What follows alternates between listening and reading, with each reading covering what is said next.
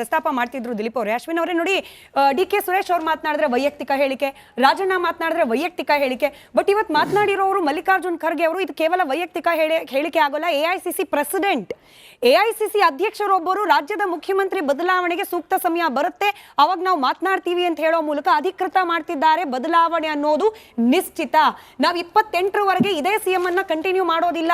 AICC president ಮಾತನಾಡ್ತಿರೋದು ಪರೋಕ್ಷವಾಗಿ ಇದನ್ನ ಎಷ್ಟು ವಿಪರ್ಯಾಸ ಅಂತ ಅಂದರೆ, ಸನ್ಮಾನ್ಯ ಸಿದ್ದರಾಮಣ್ಣ ಅವ್ರು ಮಾತಾಡಿದ್ರೆ ಐಂದ ನಾಯಕರು ಮಾತಾಡಿದ್ರು ಅಂತ ಹೇಳ್ತಾರೆ.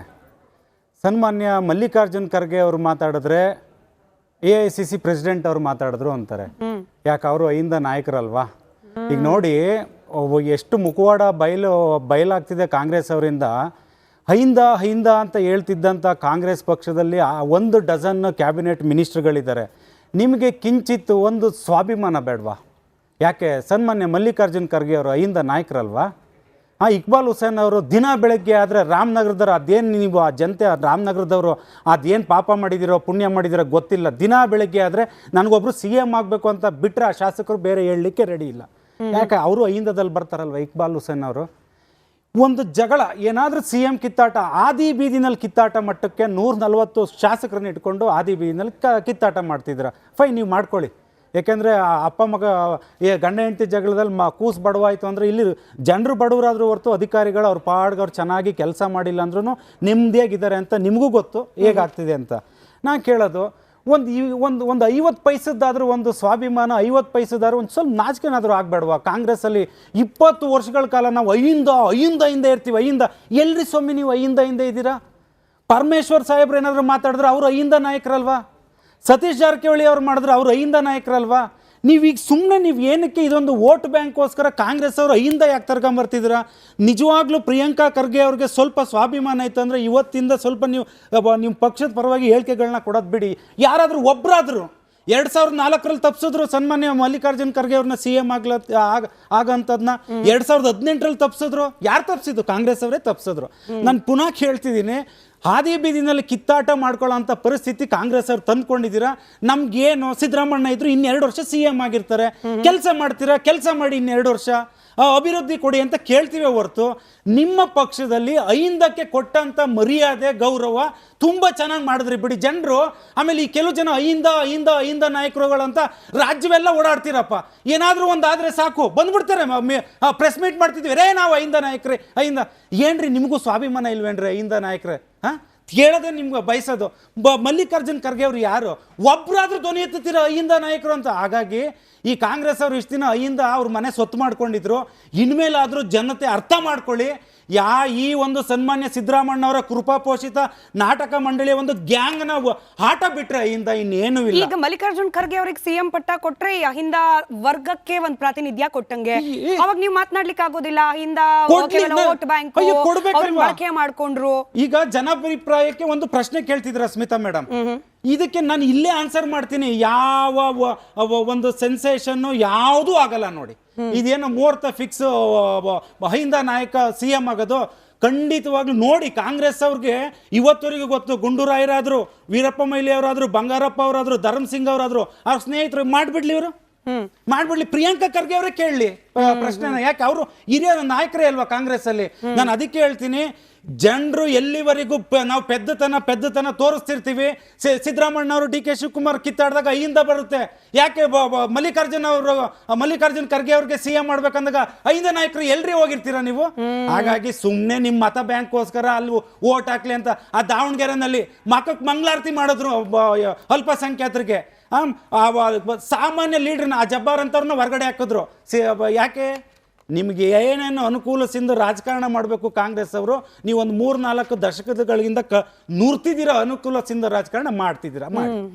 ಸಮೀಲ ಸರ್, ಅಶ್ವಿನ್ ಅವ್ರು ಮಾತನಾಡುವಾಗ ಅಪ್ಪ ಅಮ್ಮನ ಜಗಳದಲ್ಲಿ ಕೂಸು ಬಿಡವಾಯಿತು ಅಂತಂದ್ರು. ನಾವು ಇವತ್ತಿನ ಪ್ರೋಗ್ರಾಮ್ ಕಾನ್ಸೆಪ್ಟ್ ಅನ್ನ ಸ್ವಲ್ಪ ಅದನ್ನ ಟಿಲ್ಟ್ ಮಾಡಿ ಬಳಕೆ ಮಾಡ್ಕೊಂಡಿದ್ವಿ. ಇಬ್ಬರು ನಾಯಕರ ಜಗಳದಲ್ಲಿ 3ನೇ ಅವ್ರಿಗೆ ಲಾಭನ? DK ಶಿವಕುಮಾರ್ ಸಿದ್ದರಾಮಯ್ಯನವರ ಈ ಮುಸುಕಿನ ಗುದ್ದಾಟದ ಫಲ ಮಲ್ಲಿಕಾರ್ಜುನ್ ಖರ್ಗೆ ಅವ್ರಿಗೆ ಬರುತ್ತಾ ಅಂತ ಹೇಳಿ. Why not? ಈಗ ದಲಿತ CM ಕೂಗಿಗೂ ಒಂದು ಉತ್ತರ ಆಗುತ್ತೆ. ಅವ್ರ ಅನುಭವಕ್ಕೆ ಆ ಸ್ಥಾನಮಾನ ಸಿಕ್ಕಾಗ ಅದ್ರ ವಿರುದ್ಧ ಚಕಾರ ಎತ್ತಲಿಕ್ಕೆ ಬೇರೆಯವ್ರಿಗೆ ಅವಕಾಶ ಇರೋದಿಲ್ಲ. ಸಿದ್ದರಾಮಯ್ಯನವರು ಇಳಿಸಿದ್ರು, ಹಾಗಾಗಿ ಅಹಿಂದ ವರ್ಗಕ್ಕೆ ಅನ್ಯಾಯ. ಇದಕ್ಕೂ ಕೂಡ ಮಲ್ಲಿಕಾರ್ಜುನ್ ಖರ್ಗೆ ಅವರು ಉತ್ತರ ಆಗ್ತಾರೆ. ಇನ್ ಕೇಸ್ ಮುಖ್ಯಮಂತ್ರಿ ಬದಲಾವಣೆ ಅನ್ನೋ ಥಾಟ್ ಕಾಂಗ್ರೆಸ್ ನಲ್ಲಿ ಇದ್ರೆ ವೈ ನಾಟ್ ಖರ್ಗೆ ಸಾಹೇಬ್ರು ಅಂತ. ಕರೆಕ್ಟ್. ನಾನು ಆ ಪಾಯಿಂಟ್ ಹೇಳ್ತೀನಿ. ಈಗ ಒಬ್ಬ ದಲಿತ ನಾಯಕರನ್ನ, ಕಾಂಗ್ರೆಸ್ ನಲ್ಲಿರುವ ದಲಿತ ನಾಯಕರನ್ನ ಮುಖ್ಯಮಂತ್ರಿ ಸ್ಥಾನಕ್ಕೆ ಏರ್ಸೋದಕ್ಕೆ ಸಕಾಲನೆ, ಅದ್ರಲ್ಲೇನು ಅನುಮಾನ ಇಲ್ಲ. ಆದ್ರೆ ಸಿದ್ದರಾಮಯ್ಯನವರು ಆ ಇಶ್ಯೂನ ಕ್ರಿಯೇಟ್ ಮಾಡಿದ್ದು ಕೂಡ ಅವರೇ.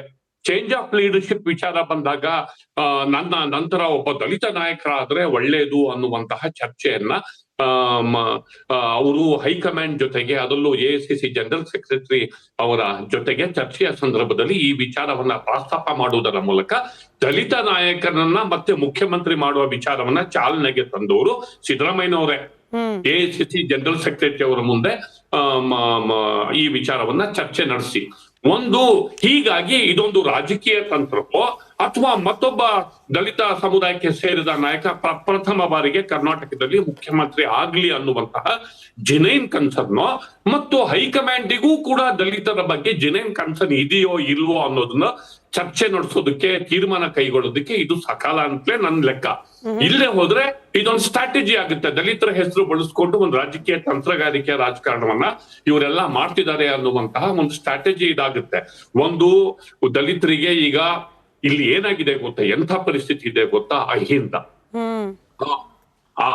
ಅಲ್ಪಸಂಖ್ಯಾತರು ದಾವಣಗೆರೆ ವಿಚಾರದಲ್ಲಿ ಗೊಂದಲ ಆಗಿ, ಡಿಸ್ಪ್ಯೂಟ್ಗಳಾಗಿ, ಅದು ರಾಜ್ಯವ್ಯಾಪಿ ಚರ್ಚೆಗೆ ಬಂದು ಎಲ್ಲಿ ಮುಸ್ಲಿಂ ಧರ್ಮಗುರುಗಳು ಪ್ರೆಸ್ ಕಾನ್ಫರೆನ್ಸ್ ಮಾಡಿ ಬೇರೆ ಬೇರೆ ಸ್ಥಳದ ರಾಜಕಾರಣಿಗಳು 2-3 ತರದ ಬಣಗಳಾಗಿ ಕಾಂಗ್ರೆಸ್ನ ಭದ್ರಕೋಟೆ, ಆ ಅಹಿಂದ ಭದ್ರಕೋಟೆಯ ಗೊಂದಲದಲ್ಲಿದೆ.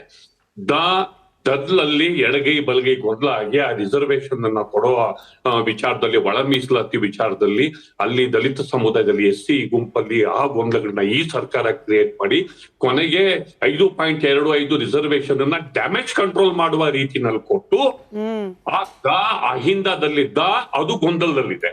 ಇನ್ನು ಹಿಂದುಳಿದ ವರ್ಗಗಳು ಅದರಲ್ಲಿ ಕುರುಬರು, ಬೇರೆ ಬೇರೆ ಸಮುದಾಯಗಳಿವೆ. ಹೀಗಾಗಿ ನನ್ನ ಅನಾಲಿಸಿಸ್ ಪ್ರಕಾರ ಕಾಂಗ್ರೆಸ್ನ ಭದ್ರಕೋಟೆ ವೋಟ್ ಬ್ಯಾಂಕ್ ಅಂತ ಏನಿದೆ, ಅಹಿಂದಾನೇ ಆ ವೋಟಿಂಗ್ ಫಾರ್ಮ್ಯಾಟೇ ಗೊಂದಲದಲ್ಲಿದೆ.